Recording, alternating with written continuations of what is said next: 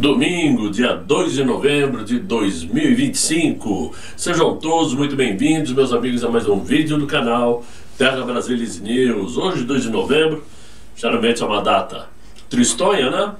Por conta do dia dos nossos antepassados, onde as pessoas relembram todos aqueles entes queridos que se foram, mas nem por isso o mundo para, o mundo continua, e sempre com acontecimentos que nos faz parar por algum tempo e repensar os nossos caminhos. Não podemos mais ficar na dependência de um governo para solucionar as nossas vidas. Nós é que temos que correr atrás, cada um à sua maneira, cada um à sua forma e sem julgamentos, porque cada pessoa sabe exatamente aonde aperta o calo. O sapato, quanto mais apertado, mais o calo machuca. E por que eu falo isso? Porque é muito comum nos dias de hoje as pessoas ficarem apontando os dedos e julgando quem fez isso, quem fez aquilo, tentando explicar por que a pessoa fez aquilo, como se estivesse na cabeça do outro. Ora, quando vemos aí as informações que saem nas manchetes, mostrando principalmente o que aconteceu essa semana que terminou ontem, nós ficamos aí de boca aberta, porque é inacreditável vermos ao vivo e a cores a transformação de pensamento desses que hoje se dizem jornalistas, desses que se julgam governantes, que trazem para nós as informações que nós mesmos enxergamos. Mas as informações tentam fazer com que todos nós mudemos de ideia, e não é assim que funciona.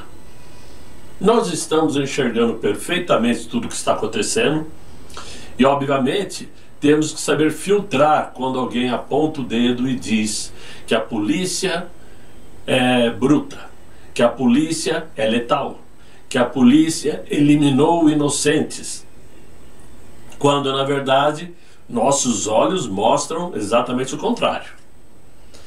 Essa semana, ontem eu não fiz vídeo, mas anteontem eu falei no vídeo que eu quero ver até onde vai esse compromisso dessa reunião dos governadores lá no Rio de Janeiro, até onde vai esse consórcio da paz. Claro que eu recebi críticas, né? Me chamaram de pessimista, mas eu falei que esse consórcio da paz não dura um mês, ou não dura uma semana. Por quê? Eu faço essa pergunta porque eu estou esperando ver o que esse consórcio vai fazer para combater as ações daquele ministro sancionado que foi até o Rio de Janeiro determinar o que o governador de estado tem que fazer, fugindo completamente às suas funções, dando ordens, assunto que nós vamos tratar daqui a pouco. O que esses governadores vão fazer para contra-atacar? Nada.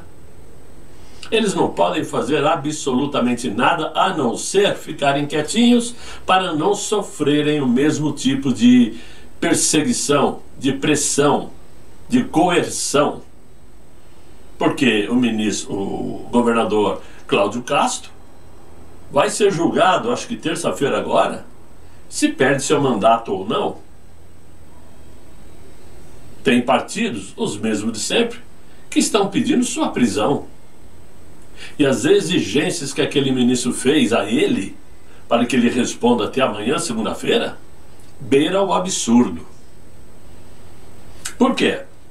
A tal ADPF, que é a ação de descumprimento de preceito fundamental, a de número 635, chamada como a DPF das favelas, que foi estabelecida pelo ministro Fachin, hoje presidente do Supremo, isto em junho de 2020, aliás, a DPF pedida pelo Partido Socialista Brasileiro em novembro de 2019, essa DPF é o retrato mais emblemático de um Brasil onde o Supremo Tribunal decidiu trocar o papel de guardião da Constituição pelo de comandante das polícias.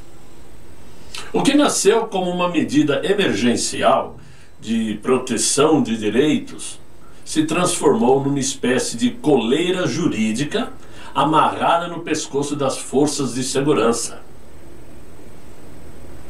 Isso, aliás, todos os dias, né?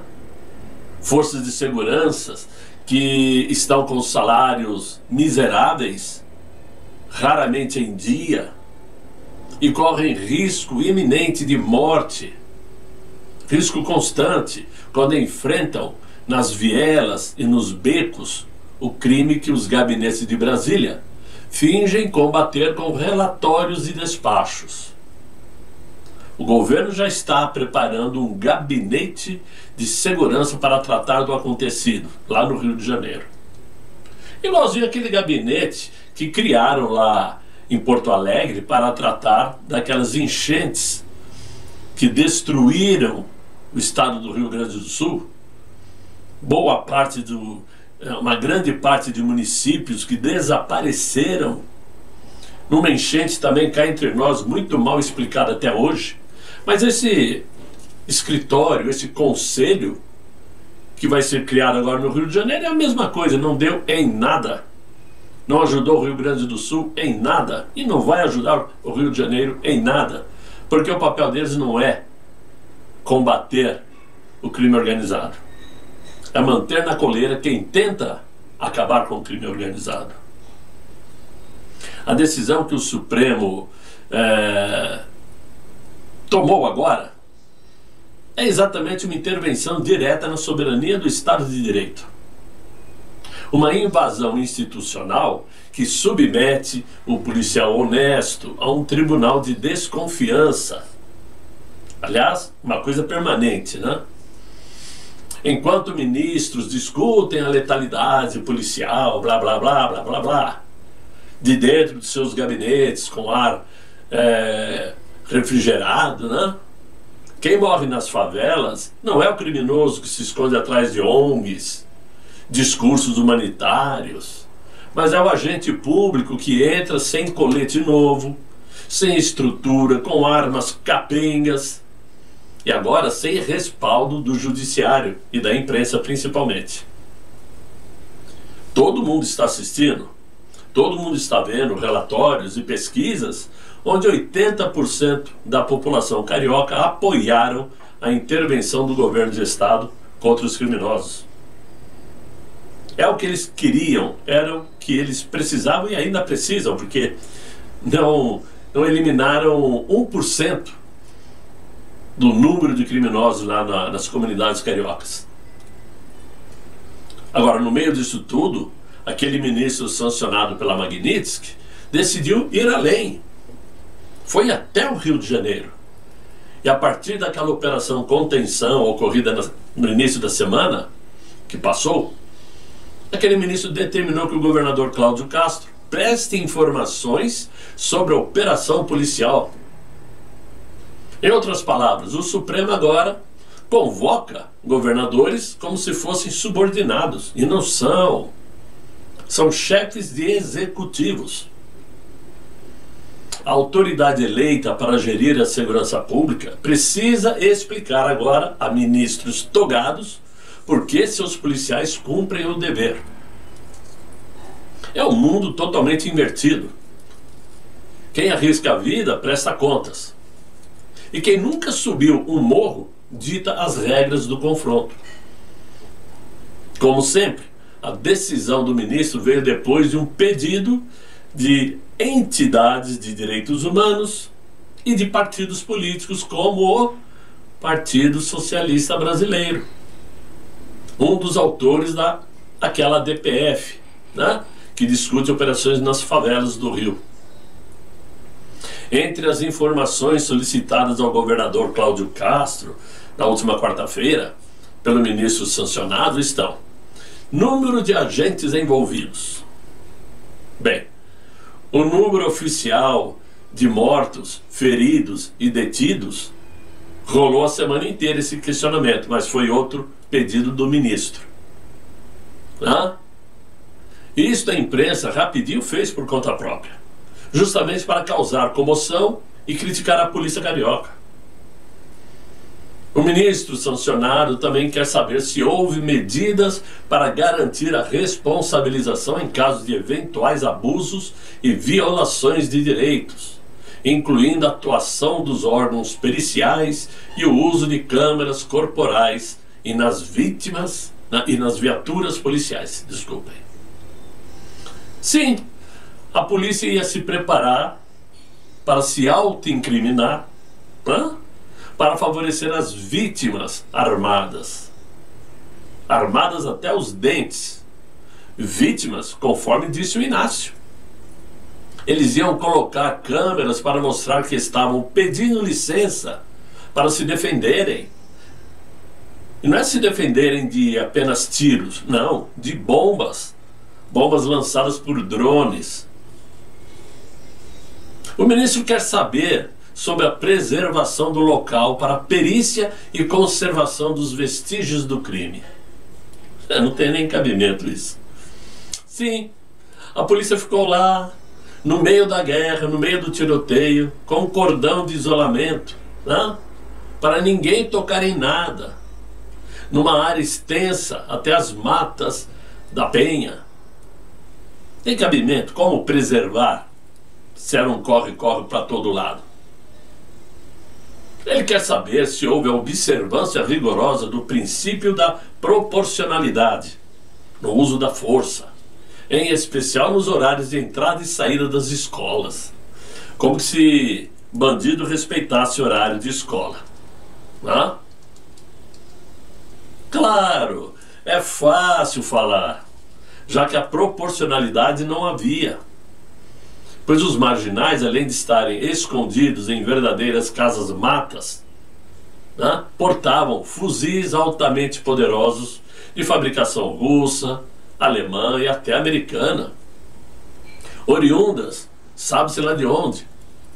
Enquanto a polícia, sempre sucateada por falta de verbas, eram obrigados a identificar primeiro a proporção dos seus equipamentos enquanto se desviavam de balas. É um absurdo. E ainda amanhã vai acontecer aí a audiência do governador Cláudio Castro com aquele ministro. É inacreditável que um chefe de executivo carioca tenha que dar satisfação a uma pessoa que se julga o Todo-Poderoso. E enquanto o Supremo exige relatórios e perícias, o tráfico recruta, arma e domina.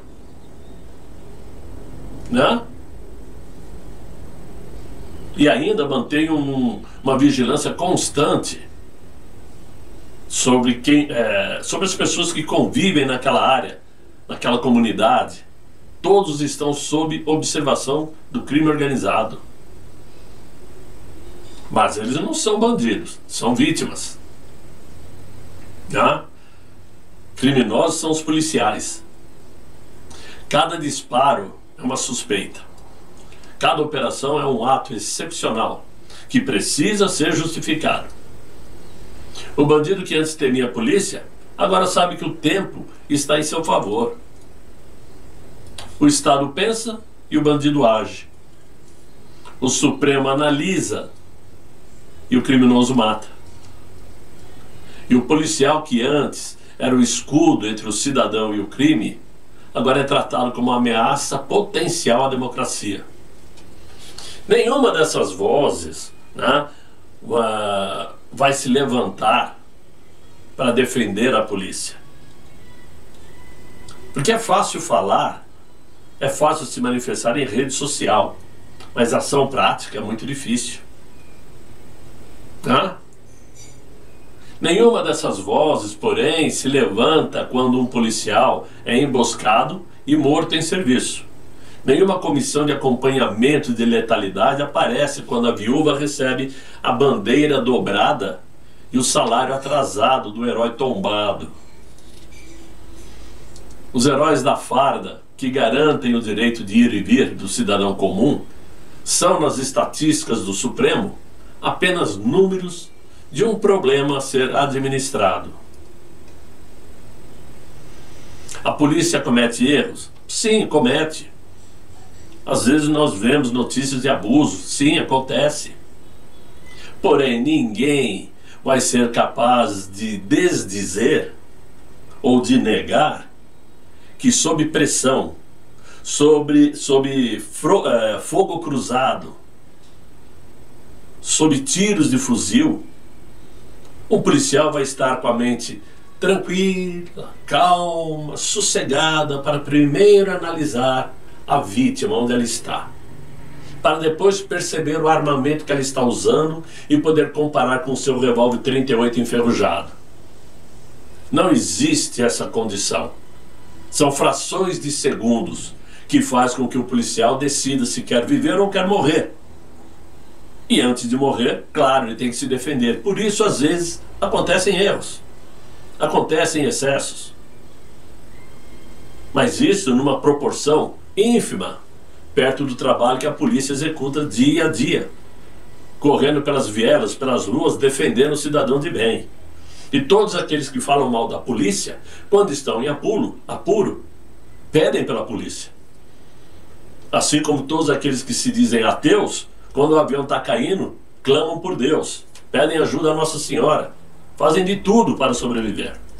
Porque falar é fácil. É muito simples. Tudo isso, meus amigos, ajuda a explicar o porquê que o nosso ainda presidente Jair Messias Bolsonaro foi tão perseguido, tão insultado e tão violado em seus direitos. Pois ele, como presidente, um raríssimo presidente, diga-se de passagem, preocupado com seu povo, defendia justamente o oposto dessa ADPF. Pedia ao Congresso a aprovação do chamado excludente de licitude, para dar moral e garantias aos policiais de que não sofreriam penalizações por defender a sociedade dos criminosos. Todos se lembram disto? Jair Bolsonaro prejudicava os negócios do narcotráfico, interrompia o fluxo de verbas ilícitas a diversos políticos e interrompia o transporte de entorpecentes com os trabalhos do seu Ministério da Justiça e da sua Polícia Rodoviária Federal. Fato é que enquanto o Supremo insiste em enxergar as polícias militares como inimigos a ser domesticado, o Brasil segue sangrando nas vielas, esperando que um dia a lei volte a valer mais do que um despacho judicial. É por isso, meus amigos, que o Brasil está se transformando num páreo internacional. E olhando, digamos, o panorama geral da política, a política geográfica, né? Vemos com clareza que o Brasil parece caminhar mais uma vez para o lado errado da história. Aliás, o PT sempre fez o Brasil caminhar para o lado errado da história, destruindo a nossa verdadeira democracia. Não essa que eles chamam de democracia. Enquanto as grandes potências do mundo se reagrupam em torno de um bloco estratégico, definidos por segurança, tecnologia e democracia, o governo brasileiro insiste em enveredar por um caminho de alianças com regimes autoritários, isolados e mergulhados em crise interna. O que se vende como política externa independente é, na verdade, uma perigosa deriva ideológica que afasta o Brasil dos centros de decisão e o aproxima das sombras geopolíticas de regimes sancionados. A imagem mais nítida desse desvio está na figura de Nicolás Maduro. O ditador venezuelano, sufocado por sanções e isolado pelo Ocidente, agora voltou a bater a porta de Moscou, de Pequim e de Teherã, em busca de apoio, em busca de fôlego. E olha que Vladimir Putin já declarou que, por questões de contratos com a Venezuela, terá que dar apoio à Venezuela. Não sei de que tipo de apoio que ele está falando. Penso que ele não vai se meter à besta. Mas, em todos os casos, o que nós podemos esperar, não é?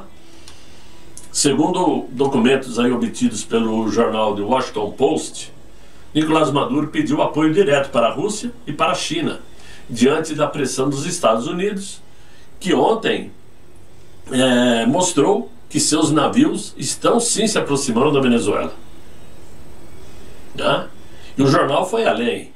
Buscou também, disse também que Nicolás Maduro buscou interlocução com o Irã.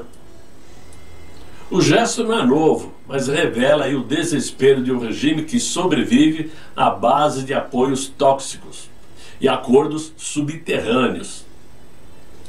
O que causa espanto é ver o Brasil estender pontes diplomáticas a um governo que reprime seu povo, a um governo que destruiu sua economia e converteu a Venezuela em um estado pária.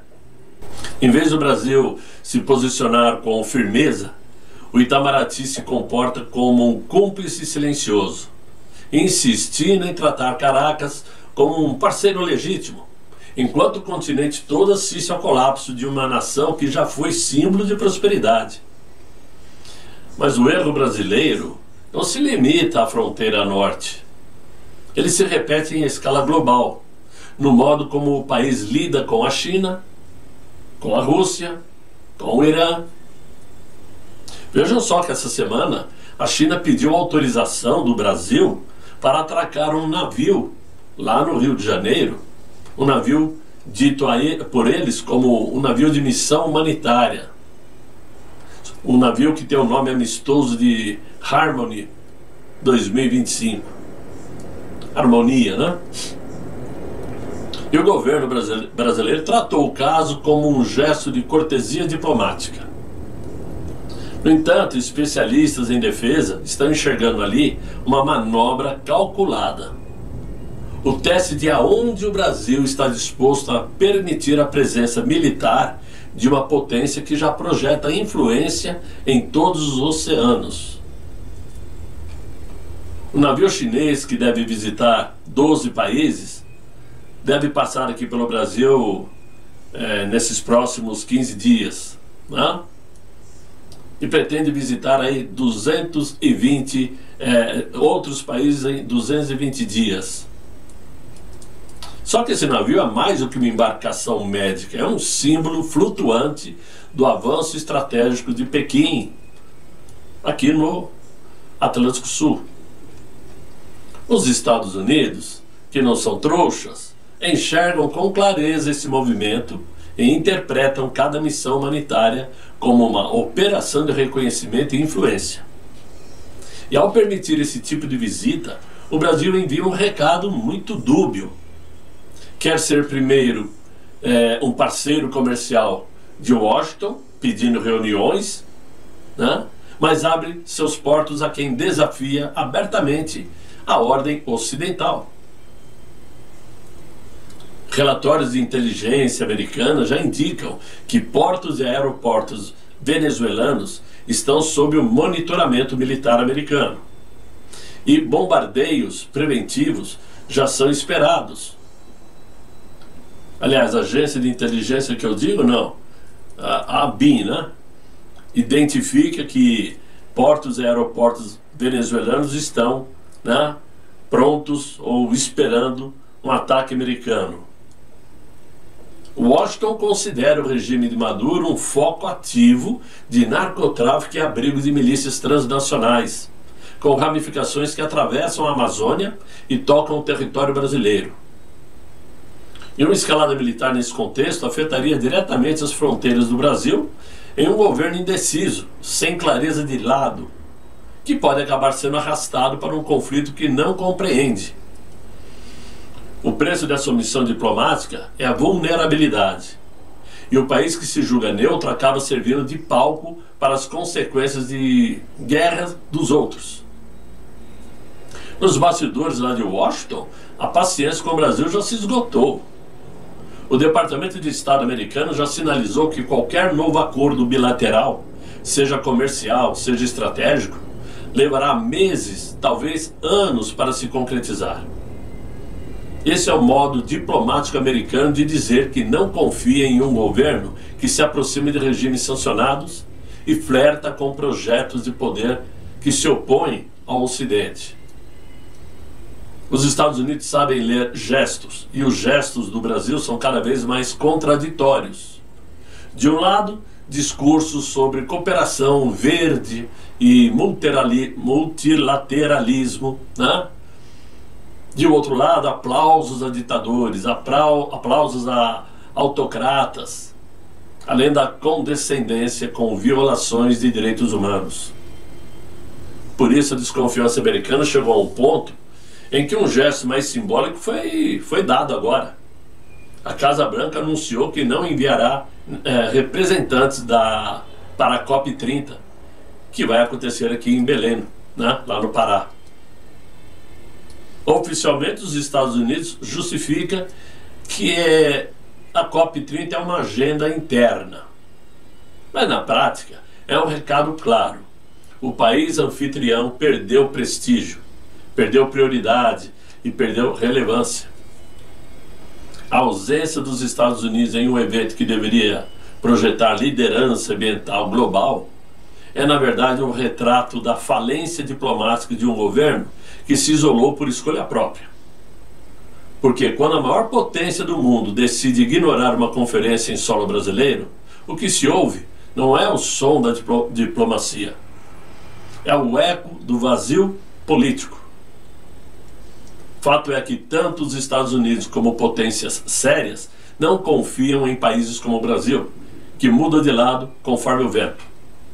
E no tabuleiro global, quem tenta agradar a todos acaba sem aliado algum e sem influência. Por isso o resultado geopolítico é previsível: isolamento político, fuga de investimentos e descrédito internacional. Enquanto os Estados Unidos reafirmam sua política de defesa contra o narco e os regimes autoritários, o Brasil se deixa seduzir por discursos revolucionários que já destruíram nações inteiras. Essa é a situação que nós estamos vivendo agora. E é muito triste quando nós percebemos que no momento onde um acontecimento de grande porte ocorreu no Brasil, como foi este na última terça-feira, lá no Rio de Janeiro, quando nós vemos isso, nós temos a certeza de que o Brasil realmente perdeu a mão, perdeu o caminho, perdeu a capacidade de administrar uma situação que, sim, é a situação de polícia, mas se houvesse um governo praticando leis, projetos de leis, estabelecendo regras fortes e consistências para combater o crime organizado, a situação não chegaria no ponto que chegou. Por isso, quando se faz comparação entre Rio de Janeiro e São Paulo, a primeira coisa que vem à mente é a seguinte: o crime organizado aqui também existe e é mais poderoso, porque é do primeiro comando, que está na América Latina inteira. Só que aqui, como existe uma polícia com mão mais dura, né, mais pesada, ou seja, aqui não se vê traficante andando na rua com um fuzil pendurado no ombro. Aqui não existe isso. É diferente, o estilo é outro. Eles estão espalhados em comunidades. Se você entra nessas comunidades, você vai ver o que não quer. Mas não na cidade, né? Diferentemente do Rio de Janeiro, que ficou protegido por ADPFs que impedem a polícia de agir. Essa é a simples diferença. Tanto é que até hoje não se aplicou uma ADPF aqui em São Paulo, desse tipo, né, pelo menos, né, para proteger bandido. Então essas coisas todas têm que ser pensadas, analisadas, e temos que ficar atentos, porque certamente segurança pública vai ser o tema que vai definir o pleito eleitoral de 2026. Certamente segurança pública é o ponto principal. Economia, que está falida, ficará em segundo plano. Agora, se alguém acredita que o Inácio ganhou popularidade, ganhou simpatia, porque bateu de frente com o Donald Trump, né? Não sei aonde, mas é o que estavam dizendo. Essa semana, por conta do acontecido no Rio de Janeiro, sua popularidade foi pro prego. Não tem ninguém apoiando o judiciário e o governo federal no sentido de combater o Rio de Janeiro, não. Eles estão apoiando o governador Cláudio Castro, que esse sim ganhou pontos. Esse, penso eu, que ele já garantiu votos para sair senador pelo Rio de Janeiro, que é o que estão prevendo. Porque uma coisa é clara: o povo fica quieto porque não tem a quem recorrer. mas quando enxerga uma possibilidade, ele se agarra àquela possibilidade. E a possibilidade aconteceu na última terça-feira, onde pelo menos mais de 120 não vão mais dar trabalho para a população. Meus amigos, é o que eu tinha para vocês nesse domingo. O vídeo foi um pouco longo, mas é domingo. Aqui em São Paulo está chovendo, está um tempo feio. Então acho que dá para vocês tomarem um café quente, assistirem o programa. E eu espero que vocês tenham gostado. Se vocês gostaram, deixem os likes, se inscrevam no canal, chamem seus amigos para me acompanhar. E eu espero encontrá-los amanhã com um novo vídeo, se Deus quiser, e Ele há de querer. Fiquem todos bem, fiquem com Deus. Tchau, tchau.